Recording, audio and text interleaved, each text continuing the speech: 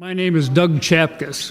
I'm the president of Humanity for Prisoners, and it's my pleasure to welcome you to this wonderful evening together. This is going to be a great experience for all of us.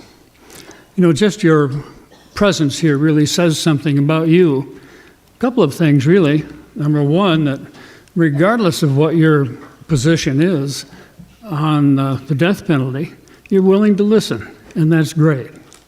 And the second thing is that you obviously have some care and compassion for prisoners, because thanks to all those wonderful sponsors listed in your program, all of the money that is raised tonight, all of the funds raised, will go toward the operation of Humanity for Prisoners.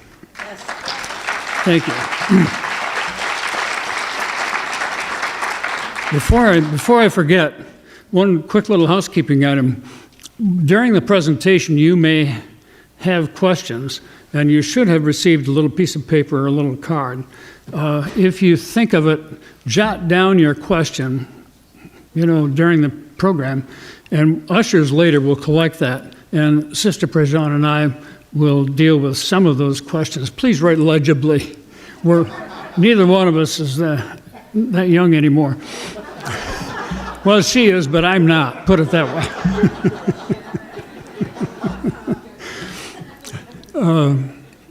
This has been a very significant week for Humanity for Prisoners. And the first reason, of course, is that we're able to make this event happen tonight. This has been years in the making, and there were a number of twists and turns along the way, but we are so excited that finally we were able to bring this wonderful speaker to our community.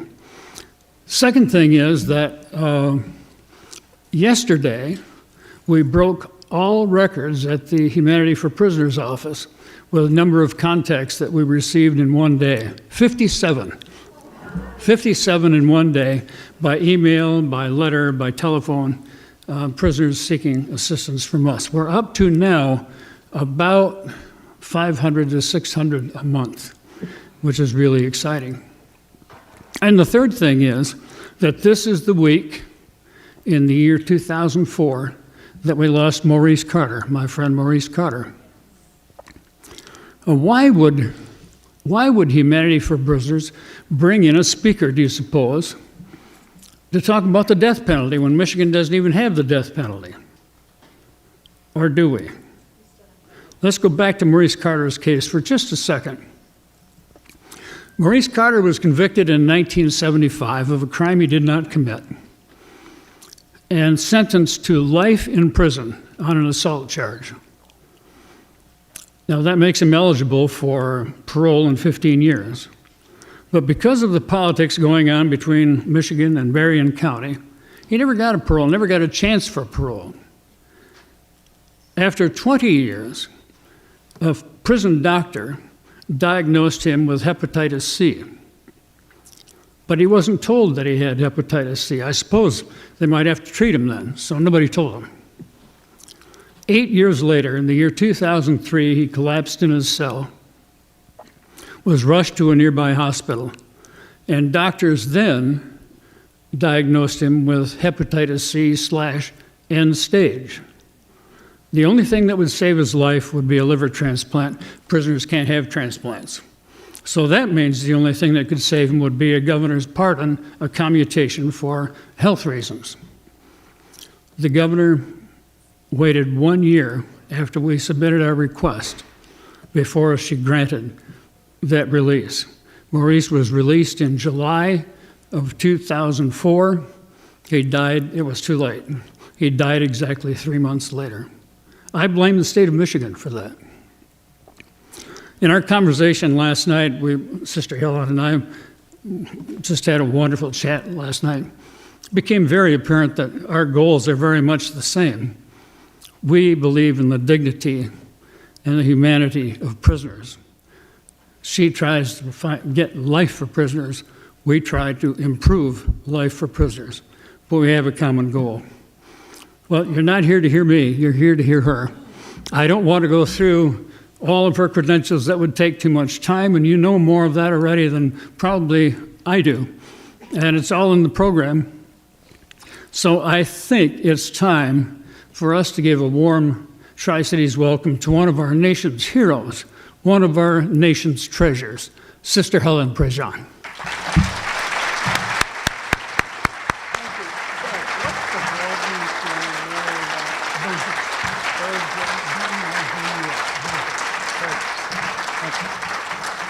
Thank you. Can you all understand Southern? Okay, we're going to have a good time. There's a PBS documentary. It'll be coming to a station because it's going out nationwide. It's called Sister. And it's about my life and work, but it's also about the sisterhood, the Sisters of St. Joseph underneath me, that is such a vital part of me. And the documentary begins, it's just words that come out on the screen. Oh my God, he's a human being. And those words I said the first time I met a man I had been writing letters to on death row, Patrick Saunier, and the first visit when the guards brought him in and I saw his face for the first time. Oh my God, he's a human being. And we all have that in common if we work with prisoners. Because prisoners are portrayed by politicians as mean people, evil people. These are people who kill, they'll kill again. It's how we got the death penalty. Think of the rhetoric that was out there about why we needed the death penalty. These are the people who kill, they'll kill guards, they'll kill other inmates. It's why we have to have the death penalty. The only thing to do with people like this is to terminate their lives, and that's why we need the death penalty. And the death penalty is premised on two assumptions. And sentencing prisoners to life is not far behind this. In fact, it's part of the same fabric. First is the nature of these people is that what they have done, the nature of their actions is so reprehensible, so evil, that, and their character goes with it, and that we will select out this small number of people and terminate their lives. And then secondly, we also put out the premise that we will be able to build a system of law and trials, that we will be able to select who they are and only apply it and not make mistakes. So that was set out in 1976 in the Gregg decision.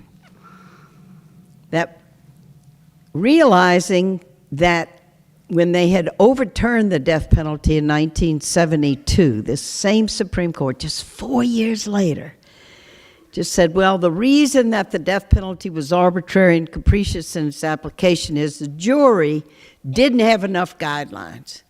So we're going to give more guidelines to the jury so that only the worst of the worst murderers are going to be selected for death.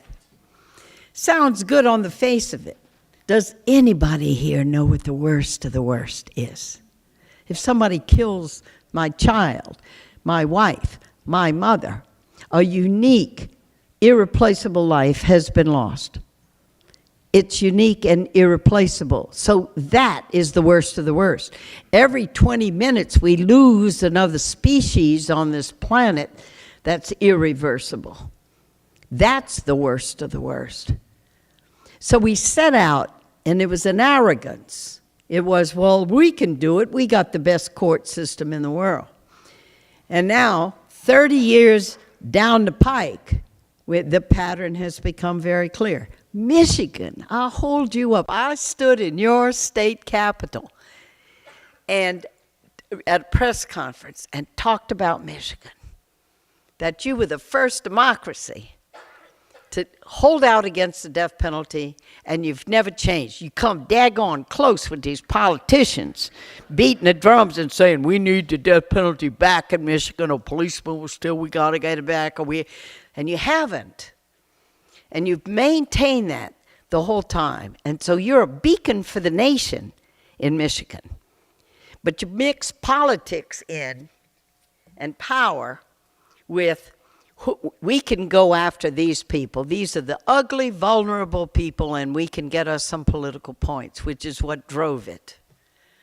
and a Supreme Court made up of people who, when they look at equal justice, equal protection of the laws, you had a Thurgood Marshall who looked at equal protection of the laws and saw one thing, and an Antonin Scalia went to elite schools and looks at equal protection of the laws and sees another thing. The whole thing of how we interpret words and what life experiences we bring to those words, including scripture. I mean, I just finished writing my memoir called River of Fire. It's the story of the spiritual journey that led me to death row. And River of Fire ends, the last page of it ends with the opening pages of Dead Man Walking. And how many times, in how many meditations, in how many prayer services, and listening to the gospel at Mass, did I hear the words, I was in prison and you came to me. And we all are little spin doctors with these scriptures, if you catch my drift. Well, I mean, there's different ways of being in prison. Like, I have a very, very, very shy friend. She's like in prison. I mean, she can never express herself when she's with a crowd or anything. That's prison. There's a lot of ways to be in prison. But I was in prison and you came to me. I live in Louisiana. We have the greatest incarceration rate in the United States with the longest sentences. And the United States is the biggest incarcerator in the world. And I live in the state, and people are incarcerated. So River of Fire is about the call of grace and waking up. And any of us sitting in here tonight, it's because we got that call of grace, Maurice Carter, with you, Doug, and whoever else, that we have an experience, we meet someone, we write a letter, somebody invites us, and we meet people in prison. And once you cross that barrier and go and look in the eyes of this human being that others are saying are nothing but disposable human waste, and we go, oh my God, he's a human being. And then when we hear the stories and we put it against our own privileged, cushioned, protected, resourced life, we begin to develop a humility, a gratitude, and then we also develop a reciprocity, a mutuality, that after a while we begin to realize, I'm not just going there for those prisoners. It's what they also give to me. Because all human life, when it's really lived in its essence, has a mutuality to it. Because you can't live long with this, oh, here are the super people, the super Christian people that go to those poor prisoners and heap love and mercy on them. And it's a one-way gift. Never. The best stuff is always going to be when it's mutual. Now, we have to learn that, especially those of us that have lived in such privilege. We've been educated. Often we've had a family life. We've had resources to be able to go to college, to be able to be educated, to go into the ministry. Resources that have been given to us. My story in River of Fire is all about waking up. And to me, it's another word for grace, because we can live our whole lives and not be awake. We can live our whole lives and swim in our little school of fish with our little friends, going to our little lunches. What does Annie Dillard say in her poem? Our itsy-bitsy friends, and we go to our itsy-bitsy lunches and have our itsy-bitsy conversations. And here we are raising tomatoes when we could be raising Cain or Lazarus. I'm looking at her face now, but Mary Burgess is here, warden, that made a difference here in Michigan. And this is how hope, and yes, thank you, Mary, for being here. And I bet if Mary could tell her story, she'd say, well, I don't completely know how I got to be warden. I just want to do a decent job. I was warden. I was going to be fair. I mean, it's not going to be a big deal. But yet, she's a beacon. It's kind of like the way we become little beacons. We don't set out to be these little beacons. We just start doing a job. We don't even know we're shining. We just do it because we meet the people. And I just want to say that about that and having hope at this time, because we can concentrate on the terrible things that are going on in our country. We can concentrate on the way you can't get truth. There's fake news. There's terrible stuff going on. But the hope happens when you know of good things that are happening that's worthy of our effort, our energy, our time, and our love and our care. We grab a hold of the rope and we start pulling and we get involved. And when we get involved in the least way, then hope flows through us, life flows through us, and we have hope. When we sit on the sidelines, we're paralyzed. Well, I could do this, or maybe I could do that. Oh, that's terrible. And all we do is look at the news. It'll paralyze you flat out, that you feel like a quadriplegic and unable to move morally. But we stay in community and we move. So let me tell you my story. Tim Robbins, who did the film of Dead Man Walking, when he talks about me getting involved with the death penalty, he just said the nun was in over her head.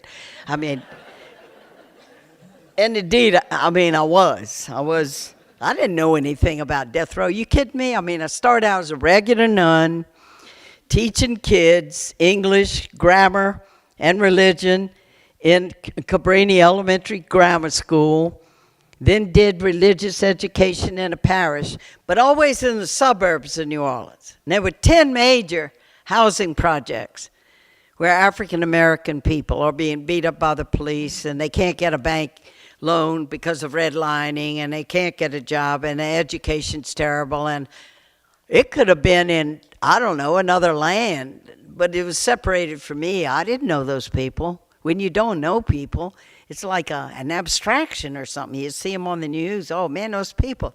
They're always putting handcuffs on those black kids, putting them in police cars. That's the dangerous part of town to be in. But it's abstraction because you don't know people. God bless Pope Francis, who's trying to get the Catholic Church, get the leaders out of the buildings, out of always pushing doctrinal orthodoxy, and just say, go out and encounter the people, that the church isn't a building where people come to get the grace, but church is a field hospital out there where the people are hurting and wounded and going out to where they are. The gospel of encounter. Go and encounter people, and grace will be waiting for you there. And you think you go in there to give God, you're going to find God's going to call us to a purpose we never dreamed we could ever have. And that's kind of my story of grace. So in the story, in River of Fire, start out growing up as a young Catholic child in Baton Rouge. My daddy was a successful lawyer. It was during the days of Jim Crow.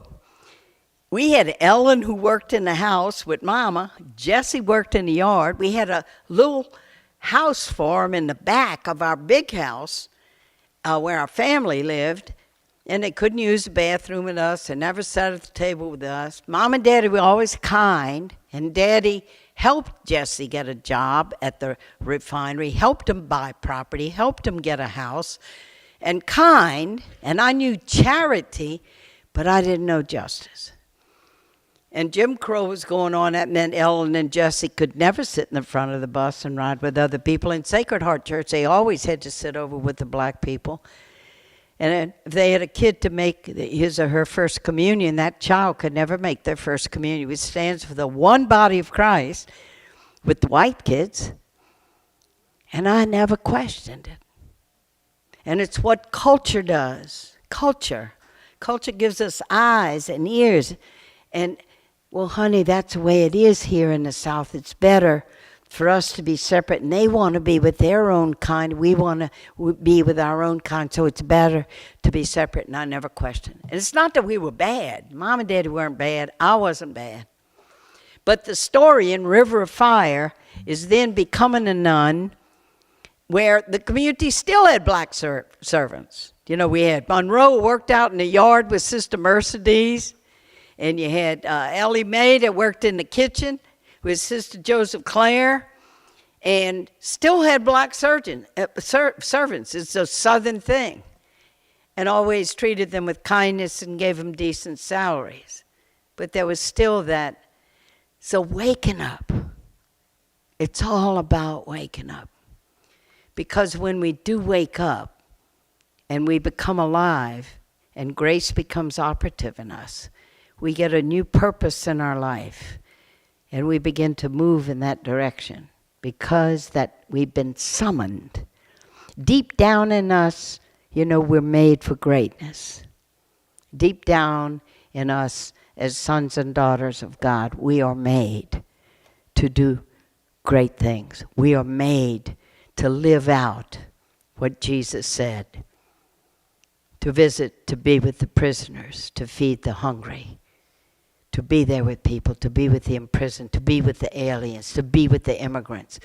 The thousands of immigrants making their way to the borderline where Trump says he's going to summon soldiers, police to meet them at the border.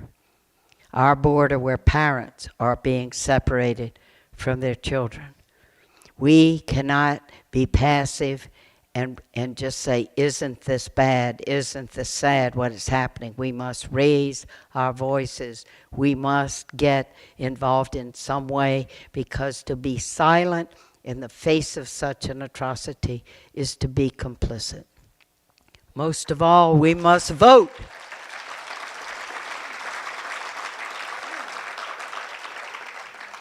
So I don't know anything about raising my voice because I haven't seen anything to raise my voice on yet. So I teach, you know, and I'm a religious educator, and the sisterhood. What happened to us? The women in the Catholic Church, the nuns in the Catholic Church, what happened to us was Vatican II. Yes, yes. Vatican II, that happened from 1962 to 65. It was the summons, Pope John the 23rd. He's a fat, roly-poly guy who smoked, and they thought he was going to be an interim pope. And the Curia that had controlled all the elections of popes said, well, look, we'll give him a few years and we can get our guy in. And what's our guy going to do? Make sure there's orthodoxy in doctrine, that we don't have heretics, but nothing about social justice and nothing, and fear of the modern world. Fear of science, fear of anything modern. And the first instinct is simply to condemn it. And here comes the roly-poly Pope.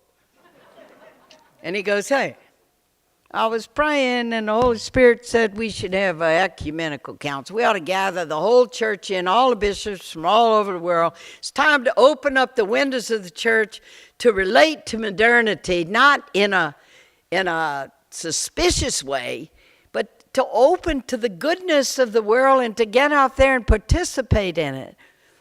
And he, over the objections of all these people who were the ones who had been in power in the Catholic Church, inaugurated the Second Vatican Council. Now, nobody took that bit in their teeth for reform of Vatican II more than the nuns.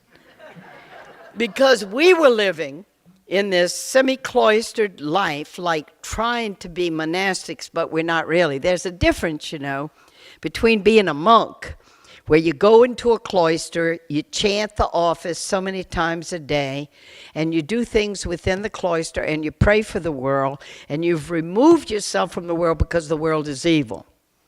And nuns were following that. I became a nun, left my mother and father, never thought I'd go into my parents' house again, cried all the way from Baton Rouge into the novitiate with mom and dad sitting between them in the back seat, because I was truly leaving them, leaving the house, my family. They could come visit me, I could never be with them, and leaving it behind. To join a semi-monastic life, like when we taught at schools, nuns could never eat with lay people.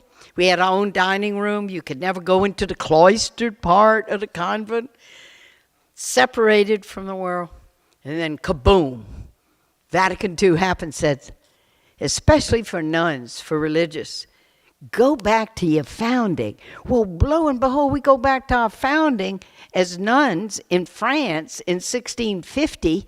The religious wars had happened. People were starving on the street. They had a thing called the hunger disease. Babies are nursing milk from their mothers, which didn't give them the nutrition. People were always hungry, always thinking of food, and it was a kind of disease. And people were living out on the streets. There were orphans everywhere. And for the first time, and the Sisters of St. Joseph, following St. Vincent de Paul, who started the Sisters of Charity, he didn't even call them sisters, he called them daughters, so that the Vatican wouldn't slap them in a cloister, because that was the only way they knew of having nuns. So the big goal, don't get yourself slapped in a cloister, so that you can be out on the streets and be with the people and help the people.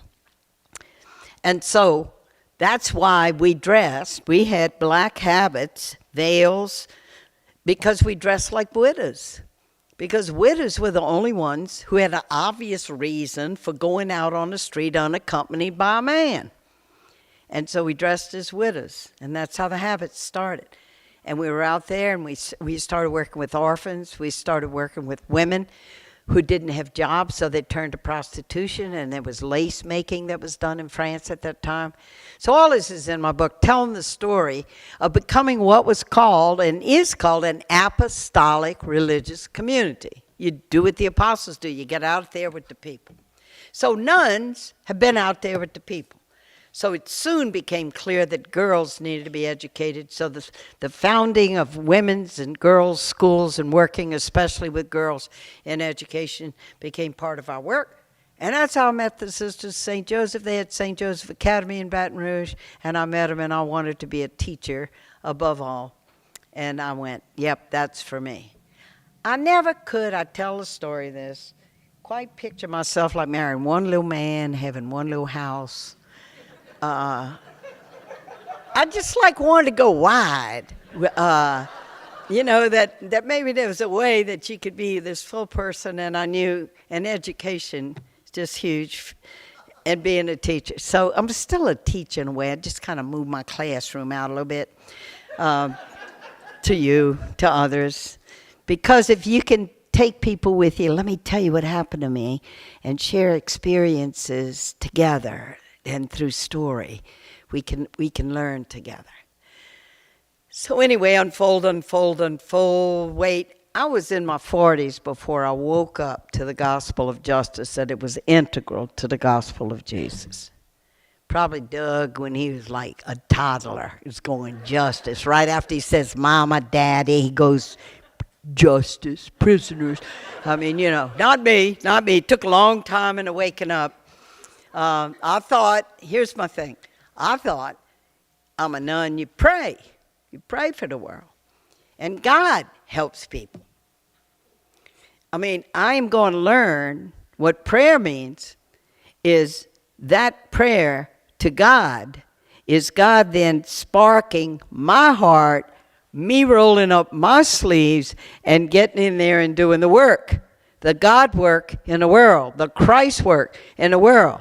Prisoners aren't visited by God descending in some cloud and going into prisons. Prisons is by folks like us that get in there and visit with people.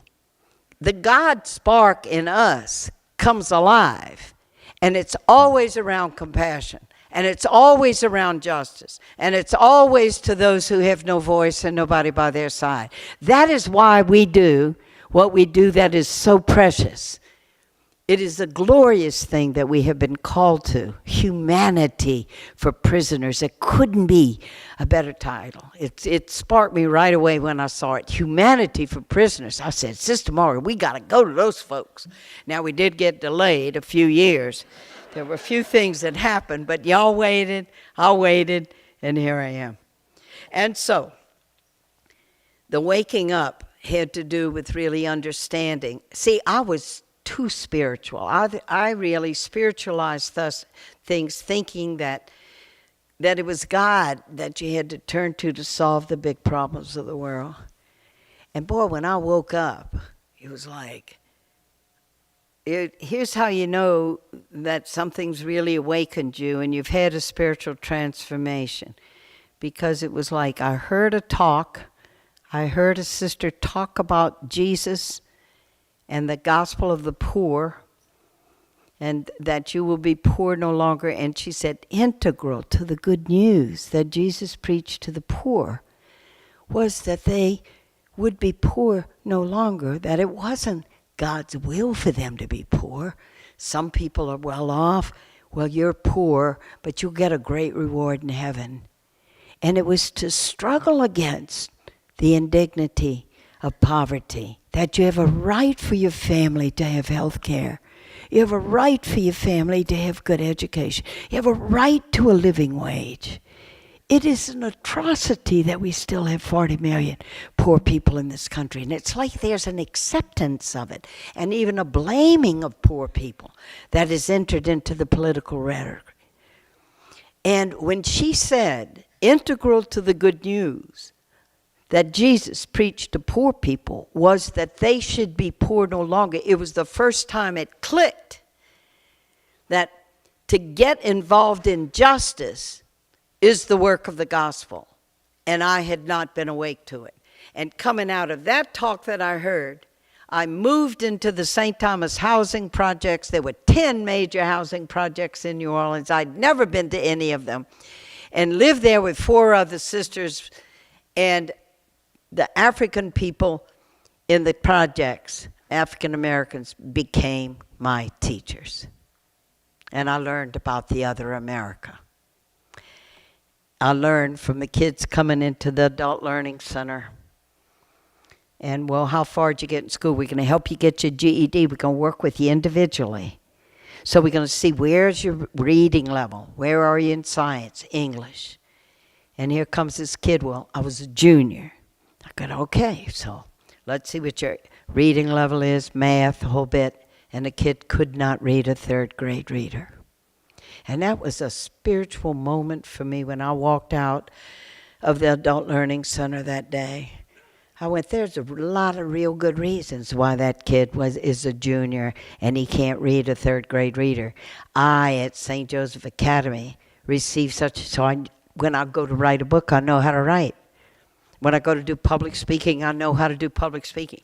Educare, education, helps us develop the gifts of who we are so that then we can give those gifts to the world. And here's a kid, what's going to happen to a black kid in New Orleans, even if he graduated out of that public school? He couldn't read. He couldn't read in a way that was functional. He had no interest in reading books. He couldn't read. What's going to happen to him? And you're going to see him on the evening news. Because when he can't get a job or he gets a minimal, pitiful paying job at McDonald's, he's going to turn to an alternative economy. And you know what that is. And it's drugs. That's where the money is. You go where the money is. And I use the image of the river. The Mississippi River flows through New Orleans. And you look at a river, and a river looks smooth at the top, like it flows into the sea. But there are eddies in that river, and whirlpools in that river, and rocks and crags in that river. And that kid was in one of those eddies, and the eddy of poverty, the eddy of violence around him. That's all he's seen about how you get things done. So you have a powerless kid that has a gun in his hand and goes in a place and everybody pays attention. He's never had that much respect in his life. And you begin to see how it happens and how complex it is. And it's not just going to be a few of us getting in there and obliterating poverty. But you know certain paths are true. And education's one of them. Then I begin to see how the criminal justice system works. I begin to notice in the Times-Picayune, our paper, that every time a white person was killed in the French Quarter, it was on the front pages of the paper. I began to notice that whenever the death penalty was sought, the ultimate penalty, it's because the status of the victim had provoked enough outrage that an ultimate penalty would be sought, and that was related to whether or not you were white. So that you had Virginia Carr in a support group that we had started for mothers who had lost their children, who lost 2 sons within 6 weeks there in St. Thomas, and they had not even investigated the death of her sons. Some lives don't count. You better believe Black Lives Matter. and they matter. But black deaths don't matter if their lives don't matter, because some lives are valued and others aren't. And so when you go in your state to do this, to do the statute for the death penalty, this meritocracy of death, whose death will merit the death penalty? Well, if you kill a policeman. Well, what about killing a fireman? What about killing a public school teacher? What about killing a public health worker? Well, can't do everybody, but policeman. Or if you kill a room full of people. Or if you kill a child, and then look, you get into it. Well, you got to define child. Whenever you're dealing with law, you're always going to have a cutting off point. This far, no further. How do you define a child? 14 or younger. So here are these parents, they lose the light of their lives, their son, who happens to be 16. Well, we don't have the death penalty of your son was 16, you got to be 14. And look at those exigencies and accidents you get into when we as human beings are trying to put binderies around or boundaries about who lives and who dies. And the worst of the worst. We never did get it right. And then when we look at the practice of the death penalty, and then we look at the practice of criminal justice and who's got the worst prisons or where you're thrown in for life, Michigan is unworthy of these life sentences. You are a life state. You are a beacon of light. And to put young people in prison for the rest of their life, especially for drugs and nonviolent crimes, as it's going on around this nation. And Michelle Alexander's book, The New Jim Crow, when they changed drugs from felony to misdemeanor, from misdemeanor to felony, you get out of prison and you go to get a job. Have you ever been convicted of a felony? Just with the wave of a wand, they changed drugs from misdemeanor to felony. And just the sheer demographics are that we have, because we have many more white people in this country, we have people of color. But massive incarceration of people of color around drugs. And that's why Michelle Alexander calls it the new Jim Crow, because you get out, if you have felony, you've been convicted, you can't get public assistance, you can't get help for your house or housing or food stamps. In some states, you can never vote again. You're systematically disenfranchised of your civil rights, and so that's what Jim Crow did to people of color. And we have that happening around this country. And then with the application of the death penalty in the Gregg decision, supposedly the criteria was going to be set up so that juries would have more guidelines, so that you would only go for the worst of the worst, which remain this huge, big blob. Who knows what worst of the worst means? And then the pattern emerged. We've been at it 30 plus years. We see the pattern of who the worst of the worst is. And you look and you see, well, most of the worst seems to happen in the 10 southern states that practice slavery, because that's 75% of where the actual executions, the real practitioners of death, have always been the states that did the most lynching and had slaves, who are out for the fiercest, strictest penal system and punishment to protect. White people were scared when slaves were freed. And so the harshest penal system has always been applied against people of color. And people who say slavery's over, there's no more, what you're talking about, a legacy of slavery, it is with us. It is with us in the killing, the policemen killing young black kids. It is with us in the prison system. It is with us everywhere.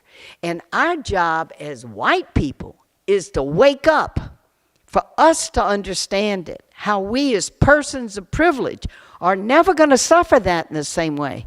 But when we are awake, then we can call for justice and join in solidarity with our brothers and sisters in calling for justice. So when we get involved in the prison system and these life sentences, of course in Michigan, I'm sure there are more white people than you have people of color in Michigan. I mean, stands to reason. But when we work for justice, though, and then we begin to get those books written and those studies done, as just happened in Washington State. It's hard to have hope in the feds right now because of what's going on in our federal government and what's going on in our Supreme Court. It's hard to have hope that the Supreme Court. But boy, God bless us at the state system, because it's going to be us. You know, justice, the definition of it is just us. I mean, that's what it is. And look at Washington State last week. They look at their Constitution. It has the same words in it as the federal Constitution about cruel punishment, about arbitrary and capricious. There in the 8th Amendment is equal justice under law, equal protection of the laws. And they look at it, and they look at the application of people sent to prison and the death penalty, and they say, look at it, look, it's color, look at it. And they had this racial study showing that if you're a person of color, you're 4.5 more times likely to get the harsh sentence, or if you had the death penalty, would be death too. And they act on it. They act on it. They say that is not according to our state constitution. It's unconstitutional, and therefore they overturned it. And that's where our hope is going to be in the states. And see, the beauty of us who are awake about prisoners, people, when they are removed and do not see what's going on, they cannot be moved with compassion. And they are ripe for fear. Oh, these prisoners, they just soon kill you as look at you. These people are vicious. They stab each other. They do these things. They don't know about the humanity of prisoners. But when we go and we know, and then we come out, and our job is to tell that story and to help other people then to get there, to interest young people in becoming pen pals to people in prison. It's a good first step for young people to become awake to it. So what happened to me, I woke up, the people in St. Thomas became my teachers, and one day a friend coming out of the Louisiana Coalition on Jails and Prisons said, hey, Sister Helen, you want to write somebody on death row? I want to talk a little bit about sneaky Jesus here. Because I thought, you know, I'm an English major, I could write a few letters, maybe send a few poems to the person on death row. And I knew if he was on death row, he was poor. I was there to serve poor people. And the street saying was capital punishment means them without the capital get the punishment. I mean, they knew how it worked, because you can't get a good lawyer to access your constitutional rights when you go to trial so the truth can be told, even for the innocent.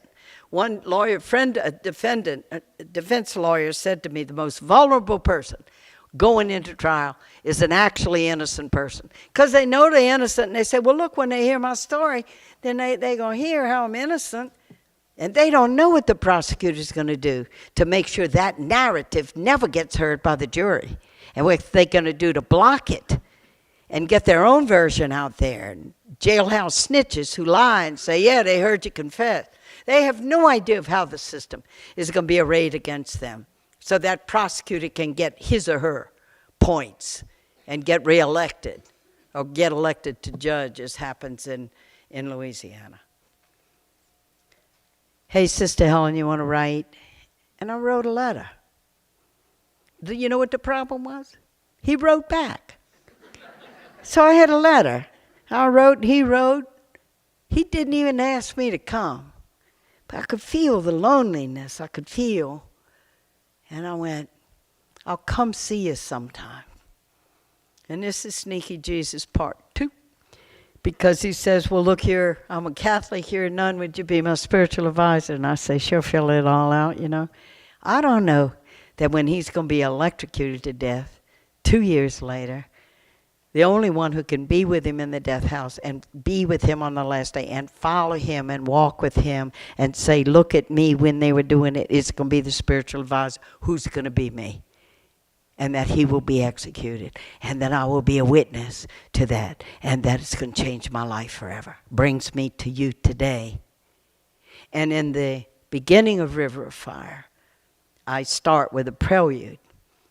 And it goes, because there's fire in the title, River and Fire. They killed a man with fire one night. They strapped him in a wooden chair and pumped electricity through his body until he was dead. His killing was a legal act because he had killed. No religious leaders protested the killing that night, but I was there. I saw it with my own eyes, and what I saw set my soul on fire, a fire that burns in me still. And now here's an account of how I came to be in the killing chamber that night and the spiritual currents that drew me there. Everybody sitting in here tonight could tell a story of souls on fire. When you went for the first visit and you looked into the face, when you started hearing the stories of their lives of people who were in prison, when you began to accompany people who got sick in prison and you're struggling with them to try to get health care. It is one of the greatest things in the world that our souls can be set on fire with a purpose that never leaves us, bigger than ourselves, gets us out of ourselves, moves us in with communities of people that go, I cannot walk away from this. I cannot put my head on the pillow at night as though this is not going on. And then by God's grace we move. We begin to take simple steps. We write letters. We do visits. I know how overwhelming it is.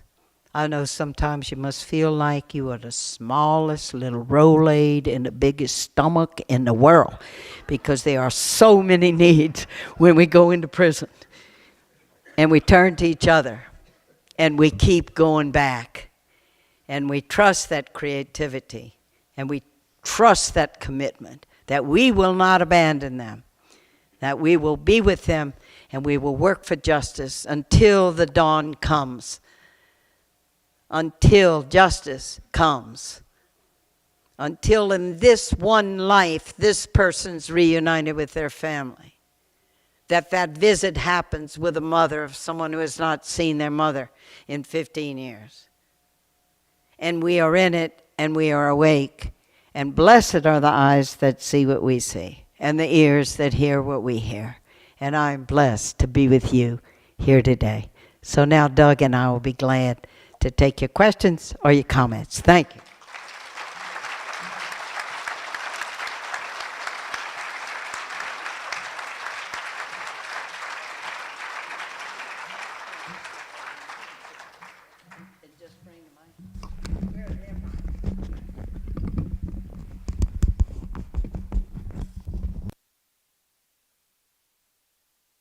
Well, we can't have long speeches because I talk too long. Okay. You want to sit? Sure. Thank you, Doug. How do the mics work if somebody wants to ask a question? We just hand them our mic, and then Doug and I can use it. Okay. Thank you. There's an extra mic over on the corner otherwise. Where? I will be glad to sign my books for you afterwards. We're going to have some book signing for afterwards, Okay. but meanwhile, you and I will talk. Are we making progress? Yes. Yes, we're making progress. In the United States, it's been a huge shift from the 90s when they were like just taking death penalty, when there were like 99 executions in 1998, last year 14. Texas, I was just in Texas, speaking at a law school in Texas. The Texas Criminal Defense Association finally got some money, and they're doing really good defense. 161 times prosecutors were going for the death penalty, and they only got 4 death sentences. That's the death sentences. You have Bridges to Life that's been happening in Texas, of John Sage, whose daughter, Marilyn, whose sister was murdered. And he hated the two black teenagers killed his sister, and he wanted to kill them. And then he knew he had to do something with his anger, and he started Bridges to Life for prisoners. And it's a whole where they learn how to deal with money, they learn how to take responsibility for their lives, and one of the sessions is they meet a victim, not the exact victim, like if they raped somebody, but someone else who had been raped, where they face the consequences of what they did. And he has started those all over the prisons in Texas. So we have things like that happening. Restorative justice is beginning to make its way, that there's more to justice than just punishing people where they come out of prison less human than when they went in, and help them restore their lives. That's happening too. One of our listeners, one of the people in the audience would like to know, how do you take a break? What do you do? What kind of things can you do to get rejuvenated again when you're in the middle of this all the time? I know what it's like. Tell me what you do. You go first. You tell me how you do it, and I'll tell you how I do it. Well, I'll work at it yet. You still working at taking a break? Yeah, I'm going to think about it. That's bad. Come on now, there must be little ways you relax. Well, put it down. No, my involvement is with music. I'm a musician as well, and that's the very beautiful escape for me. But I'm concerned about somebody who has a pace like you have. I think this is a very legitimate question. It's legitimate. And I want to affirm its legitimacy. Your pace is really amazing. Okay, now look, here's what you got to understand. You know how I was talking about that mutuality? Did I talk about mutuality? Yes. Okay, let's have a few more nods here. Let's have some amens from the church. But being with you, like we had a great supper last night. So this is the way I'm doing the pacing. I came in last night, slept late this morning, had the day to do some things, then come have supper with you and talking with you and meeting with you. I'll sleep late tomorrow morning before I take my plane out. So I'm getting enough rest. I had to learn how to do that. I was getting one plane leaving the next day, and I got pneumonia, too many airplane trips. So I'm learning how to pace. But I got 2 friends waiting for me. They're coming to pick me up at the airport. And I live in New Orleans. It's much easier to take a break when you live in New Orleans. I'm not kidding you. I mean, we got good food and stuff. We got music, and we got wonderful people. And I do take breaks. Luckily, I'm born Cajun and relaxation. So I can't say I'm doing really hard work being with you, pouring myself out on you poor people in Michigan. I'm all wasted, and then I'm going to go home to replenish. I'm replenished when I leave because of you. I mean, it's the way it works for me. Thank you. What do you find with the organized church? Where does the organized church stand when it comes to the death penalty? I know the situations that we encounter. Which church do you belong to? What's your institutional church? I'm a member of the Christian Reformed Church. Okay, how y'all doing? And because I'll talk for the Catholics. Well, you know, it's a wonderful Protestant denomination. I feel we made an effort. I was on a committee 2 or 3 years ago. I don't remember the exact time, to get the church to take a stand on the death penalty. It failed. I think we made a lot of progress, but I don't sense in the religious community solidarity against the death penalty. Right. I mean, when you look for where the action is, one of the things that Vatican II did with Catholics was redefine the church not as the hierarchy, but as people. So I could name pockets of people, Catholics included, that get in there, going to visit the prisoners, becoming the lawyers and defending people, defending the prisoners, going to trial with them, and being in the protest, you know, when we do the marches, go to the legislature. I don't look to the hierarchy to do it very much. But now we have this Pope, Francis, who doesn't fit the mold. And he just declared, took 1,600 years Things take a while in the Catholic Church. Took 1,600 years, but Pope Francis, on October 2nd, and he could only do this because of the dialogue that happened all along, declared the death penalty is contrary to the gospel of Jesus, and in no instances could it ever be allowed.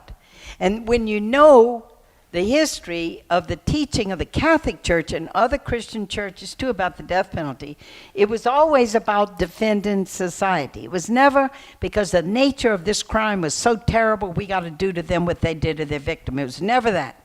But they didn't have prisons, and they didn't have a way to protect society, so they allowed that the government could take the life of violent offenders. But when you got prison and you have a way to defend society, so Pope Francis is building on all that when he makes the declaration, death penalty is never to be allowed under any circumstances, no exceptions. But now, you don't just change the Catholic catechism and the document changes, you got to get to the hearts of the people.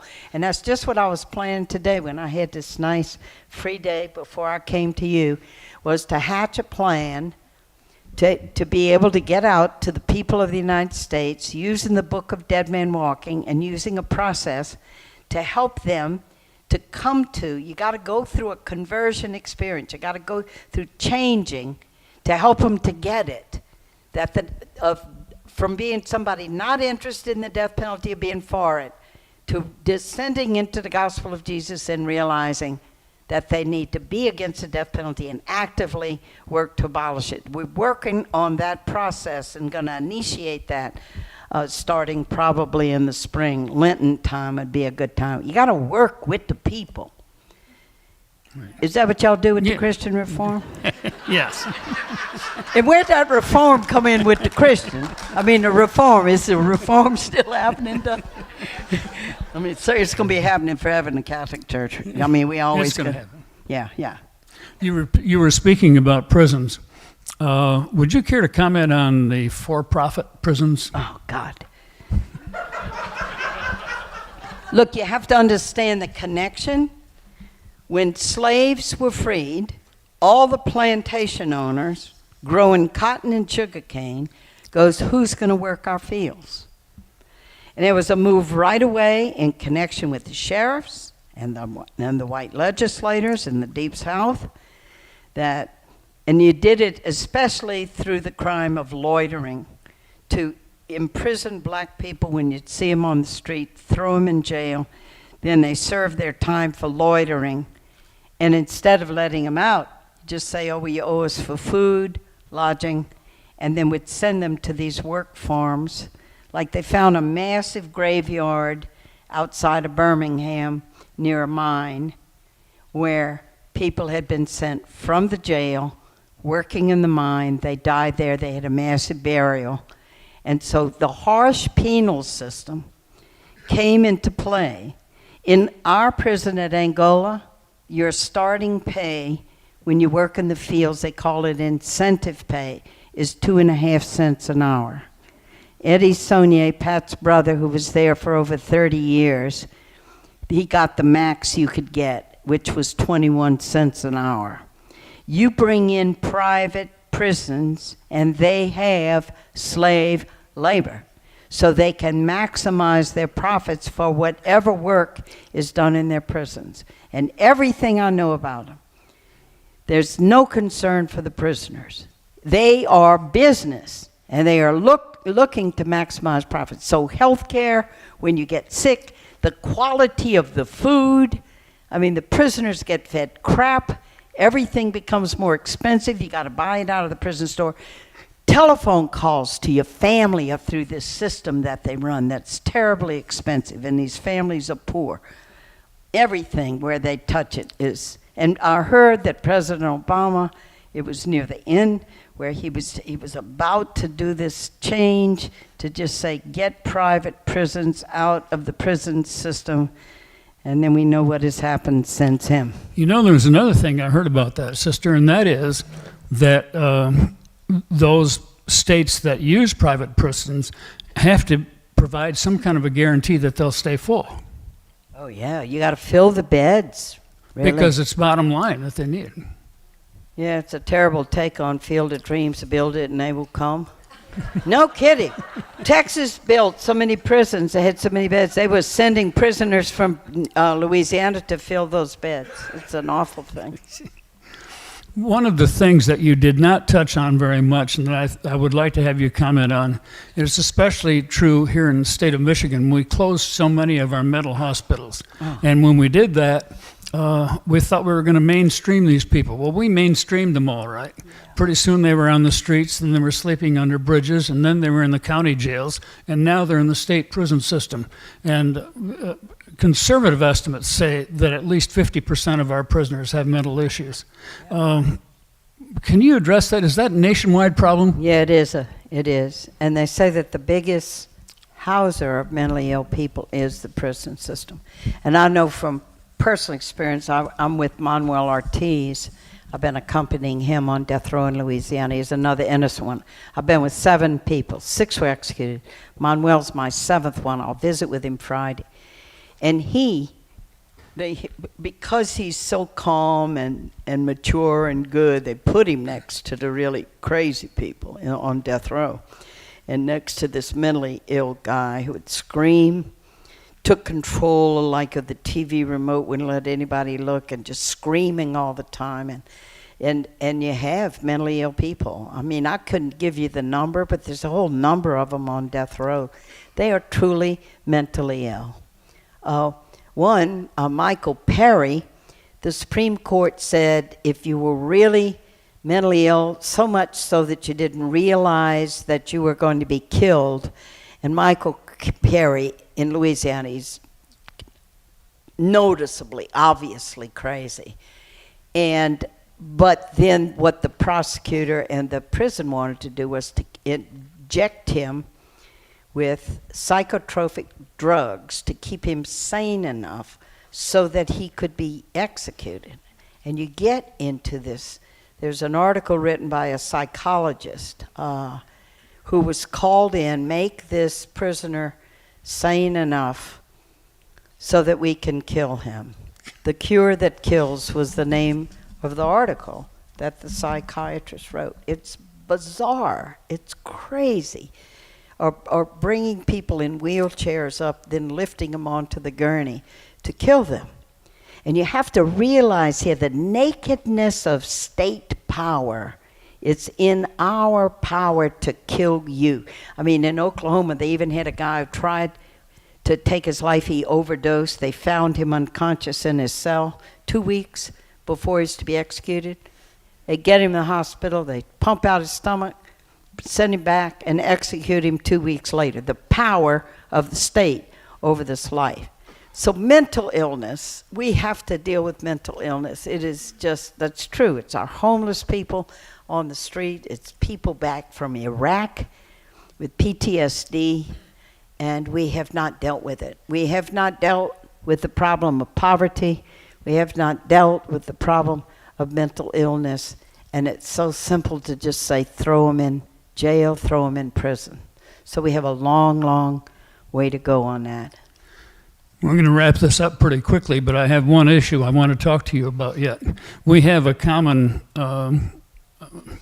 some commonality, you and I do, in that I was a spiritual advisor for someone on death row as well and viewed an execution. That was in the state of Texas in the year 2007. And I want to talk to you about proper defense counsel for these people on death row. Because when I was in Texas, talking to these people on death row, I found that they were not getting in, they could not get appropriate defense counsel for the indigent people who would get court-appointed attorneys. And in one case, a person on death row was assigned a real estate attorney. And obviously he lost. But could you just address appropriate defense counsel and appropriate legal counsel for those on death row? So worst of the worst ends up everybody, virtually everybody on death row is poor. And when prosecutors are going after someone for a murder, the reason you know they're never going to go up against somebody with money is because of the kind of defense a person with money is going to get. Who's going to fight that prosecutor every inch of the way with pretrial motions, independent investigation of forensic evidence, getting experts in there. A prosecutor doesn't want to say, I'm going for the death penalty, and go out there and be public and lose. So they're going to plea bargain those cases because they know they're up against a good defense. But poor people, so who are the lawyers that are appointed to them? And Texas is famous for it, but we've had our struggles too in Louisiana. And it's not that public or court-appointed attorneys are bad people, but they have maybe 100 cases. They have 3 capital cases. There is no way you can give attention and study. And capital cases are like brain surgery. I mean, there's highly specified law and nuances of the law and the way you do defense and what you're alert to of what happens at the trial, and just the picking of the jury, what kind of jury you pick. Good defense lawyers say we can tell by the way the jury was picked whether or not you're going to get a death penalty. I mean, the thoroughness. So like take Pat Sonia, he was the first man that I was with. The jury was picked in one day. By Thursday, they found him guilty. By Friday evening, he had been sentenced to death. It was all over in a week. And when you hear of a good defense attorney team, now you have teams.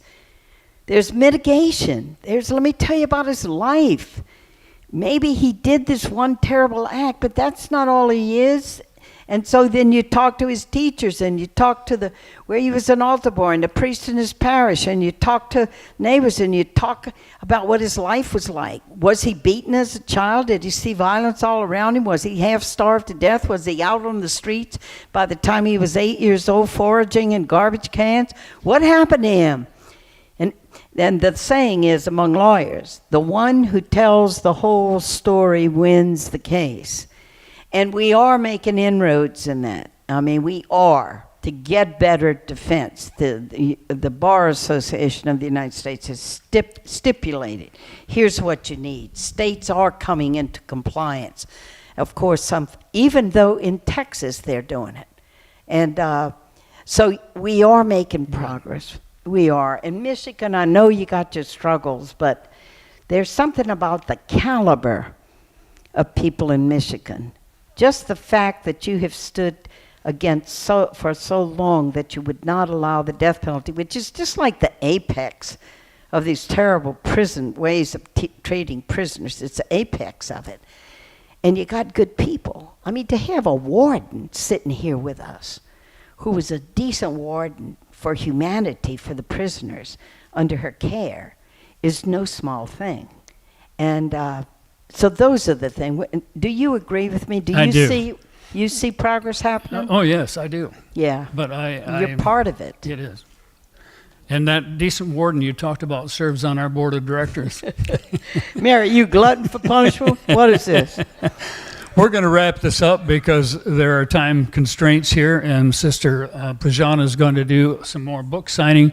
In closing, what can we do to support you? You know what you're doing, and I'm seeing your faces.